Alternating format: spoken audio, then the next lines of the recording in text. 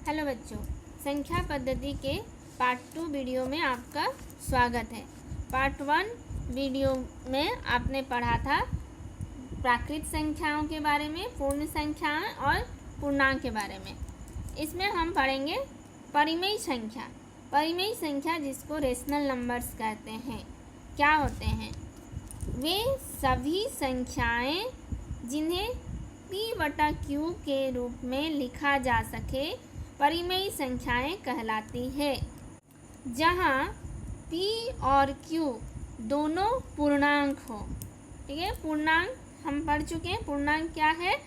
जितने भी नंबर्स है 0, 1, 2, 3, 4 और जो धनात्मक और ऋणात्मक नंबर और शून्य, ये पूर्णांक है। तो यहाँ बोल रहे हैं p/q के रूप में लिखा जा सकेगा और p और q दोनों पूर्णांक होने चाहिए और तथा q जो है 0 नहीं होना चाहिए। वो सभी संख्याएं परिमेय संख्या कहलाती है। उदाहरण के लिए हम मान लेते हैं कुछ, जैसे कि मान लिया 1/2, 3/4, 5/7। ये सब क्या है? इस नंबर को हम p/q के रूप में लिख सक रहे हैं। तो ये क्या है? परिमेय संख्या है। इसके अलावा कुछ संख्या, जैसे कि मान लिया कोई एक संख्या 6 है ना, तो ये 6 भी परिमेय संख्या ही है। क्यों? क्योंकि 6 को लिखा जा सकता है 12/2 के रूप में, तो काट के 6 बन जाएगा। या तो फिर 6 को 6/1 भी लिखा जा सकता है। 6/1 लिखे तो ये दोनों ही पूर्णांक हैं, ये परिमेय संख्या हुआ। इसी तरह से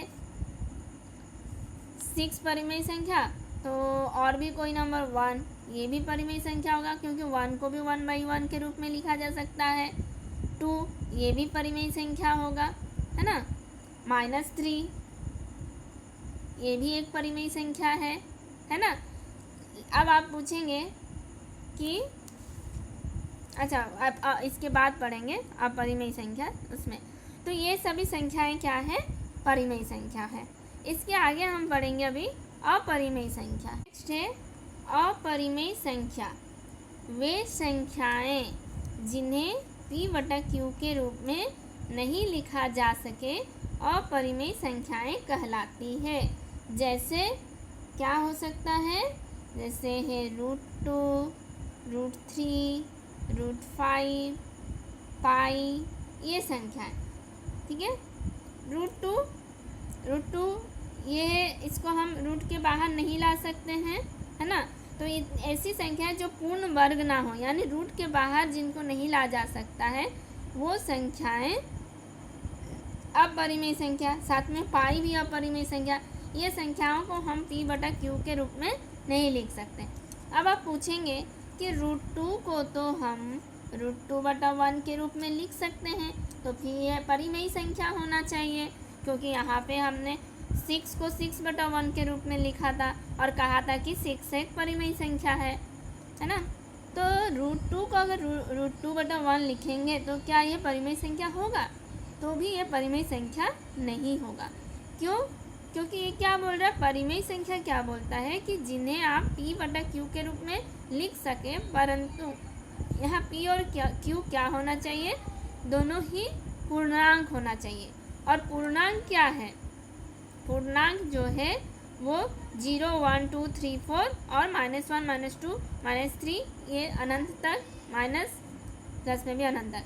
तो यहाँ पे कहीं भी हमने पूर्णांक में रूट के बारे में बात किया है नहीं ना। यहाँ तो सब क्या है? पूर्णांक क्या है? जितने भी काउंटिंग नंबर्स है, मैंने गिनने के लिए जो नंबर को हम उपयोग कर रहे हैं, प्लस शून्य और उनका ऋणात्मक नंबर। तो √2 जो है, क्योंकि यह एक पूर्णांक नहीं है, इसलिए ये इस परिभाषा में नहीं बैठ रहा है। परिमेय संख्या का परिभाषा में ये नहीं बैठ रहा है। अतः √2, √3, √5 ये सब क्या है? अपरिमेय संख्या है। अब बोलेंगे कि पाई जो है उसको हम 22/7 के रूप में लिखते हैं, तो पाई भी तो परिमेय संख्या हुआ। तो इसका जवाब भी है नहीं।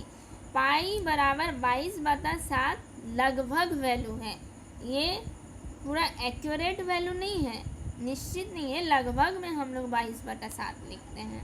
ठीक है, तो ये हो गया आपका अपरिमेय संख्या। आगे हम पढ़ेंगे वास्तविक संख्या।